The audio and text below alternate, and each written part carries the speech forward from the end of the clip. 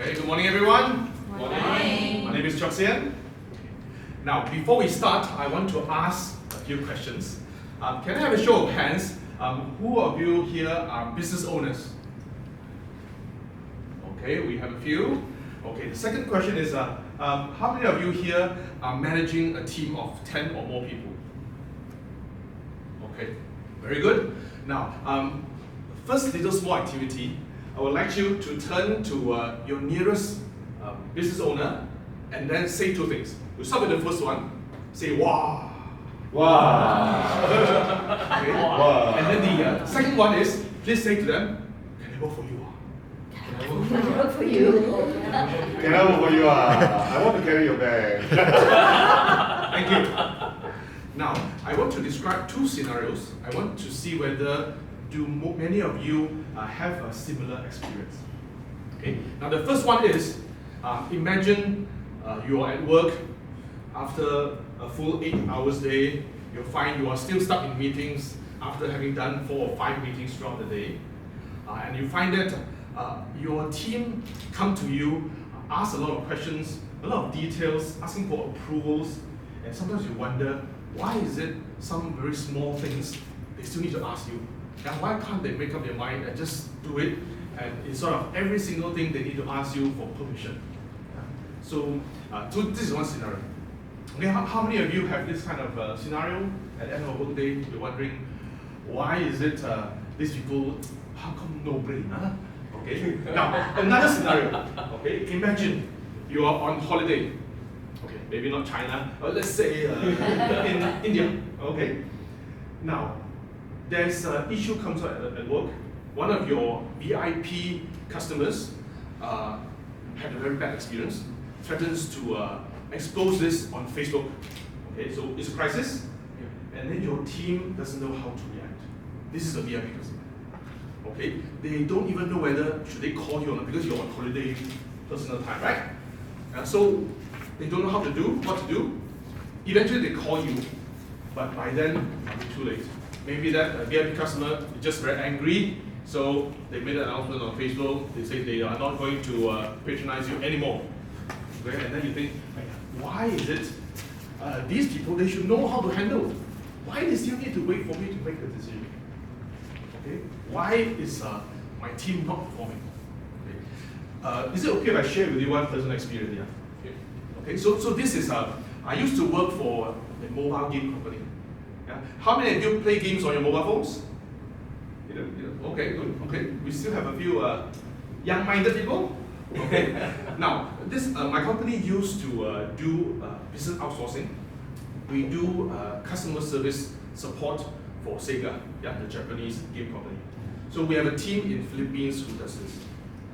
Now, for the team in Philippines, we have an ongoing issue where quite often we get complaints from our clients saying that, hey, this is not being fulfilled, this is not being fulfilled. Why are these queries from the players not being answered? Okay, it's an ongoing thing. Okay, we did not manage to address this. And what is the result? This contract we have with Sega is a very large contract. Okay? We lost the contract. Okay, it was a very big hit to the company. Okay, so that is the first impact. What is the next? Because we suddenly have this group of people, they don't have anything to do. We lost a very big contract, so we have to retrench them. Yeah, I think for a lot of organizations, this is probably a very painful thing. Yeah, imagine you need to talk to your team to say that I have to let you go because we lost this contract. Okay. Is it their fault? Is it our fault as business owners? And that's not the end. The third thing is, we have a few managers in the Philippines. They were not happy with the management decision to retrench. They quit in protest. Yeah. So you can see, if you don't build a high-performance team, the impact can be so huge. Okay. That is why this course I want to share with all of you is about how to build a high-performance organization. Okay. It can be for a private company, we have business owners here. It can be for non-profit organizations. It can be also for a country cabinet. Yeah. Okay. Now this course is divided into 3 sections. Okay. The first section is about finding out what is your desired mindset, what kind of culture you want for your company. This is important because you need to know what will work best for your business. You need to know where you're heading. Okay? For example, in my current company, when I ask the management team what is most important for them, we have to go through a round of discussion to decide that ownership of the staff is a very important aspect, because a lot of problems come up because staff lack ownership. Okay? So this is one example of knowing where you want to head so that you know what you should do to get there. Okay? So that is why knowing the desired mindset, identifying it is very important. The second thing is, the second part of the course will be the tools and the equipment you need to have so that you know where you stand. Okay? Why is this important? Because knowing where you are, that helps you map the path, how to get to your final destination. Okay? For example, have you done employee satisfaction surveys? Anyone has done that? Okay. And do you find them useful? Useful or not useful? Unsure. Okay. Now, one of the things these can help us with is, in my current company, one thing we have found that when we do anonymous surveys, one theme reoccurs: the ego of the management team. Yeah. So, by doing a survey, by knowing how to do the survey, we understand the problem. We know where we are, and we start to think of how to go there. The third part of the course will be about the practical techniques that you can use to get there. Of course, this is important because we can talk about a lot of theory, but we need to know what to do on a day-to-day basis. So, and this is why we need to, I encourage all of you to sign up for this course today. The first 5 sign-ups will get this over. Okay, thank you. Sorry, a bit too enthusiastic. Okay, who would like to start? I can start.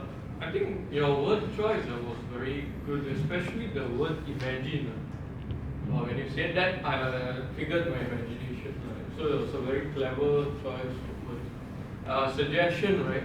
For also word choice, young-minded people. Okay. Yeah. So because I've had this experience before where I was doing a training and I said something about this lah, where do you know this? Do you know that? And some people raised their hands, and I say, wow, you're all young-minded. One participant actually asked me, are you saying I'm old? Good point. So I was a bit awkward. So I don't know. Okay, anybody want to add? To me, because of the timing, probably you could have made that call to actions sessions. And I like the way you use your hands. The moment you say future, then you use that description of future. And room for improvement could be in terms of your voice. I believe there's room for improvement in terms of making it's not a bit flat. Okay. From my view. Okay. Thank you. So I like when he share his experience. It's like people like to hear stories. So when stories such as your experience is something that will relate better yourself and the audience. I think storytelling inserted into the presentation is good. Okay. Thank you. Yeah, good storytelling. You cover the issues and then you know how to overcome. Thank you. Anything you want to add, Alan? I think what he has to structure properly so that it is done within 7 minutes. Okay. Yeah, very good. You got anything to add? Okay, let me summarize. So you come out as smiling and pleasant. It's very nice. and very expressive. When you come serious at times, like you just do that, and this has a very expressive face. But the surfacing of the issues took too long and too much. You asked 2 questions and then move on to the scenario, then you went on and tell stories that would have eaten up 4-5 minutes of your time already by then, and you are still at the front part surfacing the issues. So you tell a story, and the story substantiates the issues, don't they? And you're still at the front part. Yeah. So out of all that, you've got to squeeze it. Okay. For you see the flow. I do hear that the solution is these things called high performance. What high performance? High performance organization. Organizations. Then you will have 3 things to do. Then you have tools and so those are still features of your recommendations. 3 features, right? And then what are some of the benefits? From the features, yes. Some of it, the employees engagement surveys surface what is the top management issues, for example. So here until, so the peeling of the 8 step until then you got not enough time to have evidence and to have very strong call for action other than the cause. Yeah. So that is what's lacking in the 8-step structure. Overall, the rest of the things you are already quite competent with that for presentation wise. Still a bit less of engagement. It would be better to find some. You didn't ask questions, but we really have not much of a chance to give feedback to you on the engagement. That part of it can add a bit more.